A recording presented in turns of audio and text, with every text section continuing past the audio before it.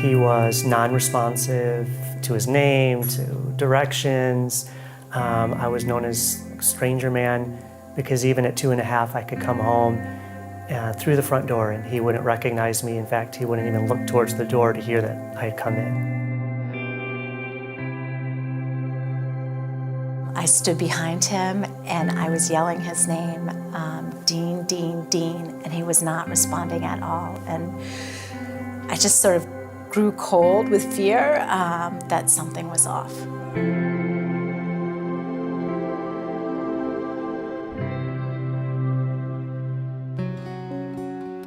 Dean was about 12 months old when we first started noticing that he was not meeting his developmental milestones. At one point, I was so desperate for him to say anything, I was holding up a little ball and pointing to it and saying, ball, ball, say ball, Dean, ball, ball. And he had no idea what was going on. So Dean had a favorite toy that we kept in his room, and it was a zebra that would turn around and bounce up and down and just go around and around and around and around. And sometimes he would have his head tilted back and his eyes closed, and he was in his own world. Most frightening of all, he would bang his head, and so he would have a bruise on the front of his forehead, and I didn't understand why he was doing that, like why he would give himself that sort of pain. When I heard the word autism, I was in shock. I sort of immediately went to rejection, like there's no way my beautiful son could have autism.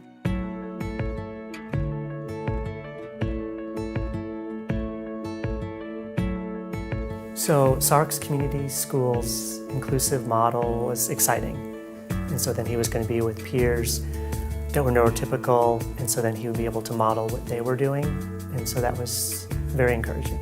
They told me it was very important for kids to learn how to play.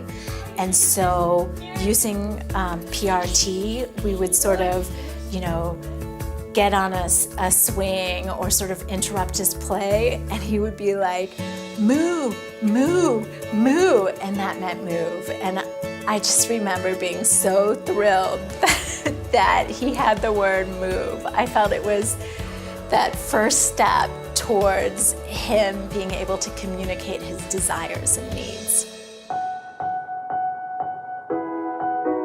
So after 4 years at SARRC, and he was about to graduate and move on to kindergarten, he was very, very close in behaviors to, I would say, his peers in many ways.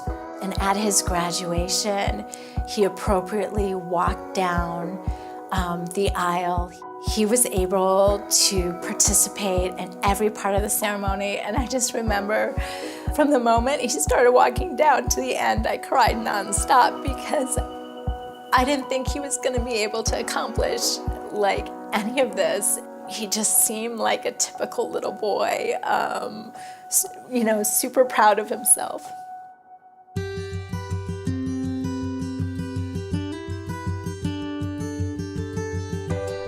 Dean was able to learn right alongside the typical peers in his kindergarten classroom.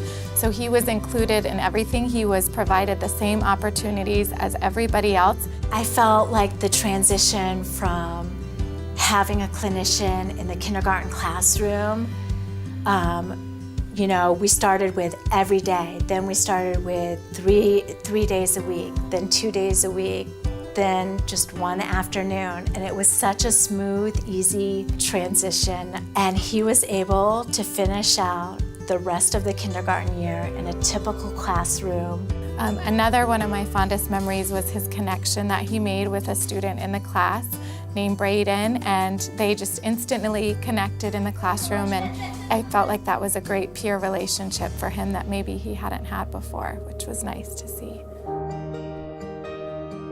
Dean is now 7 years old, and he's in a typical classroom, first grade, with a different teacher. He's transitioned well and easily into first grade class, and he's meeting all the academic and social requirements.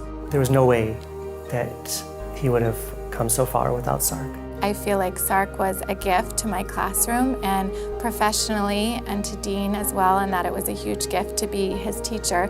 If you ever have a problem or something comes up, we're not going to abandon you just because he's doing so well. So it's good to know that they view us as a lifelong family.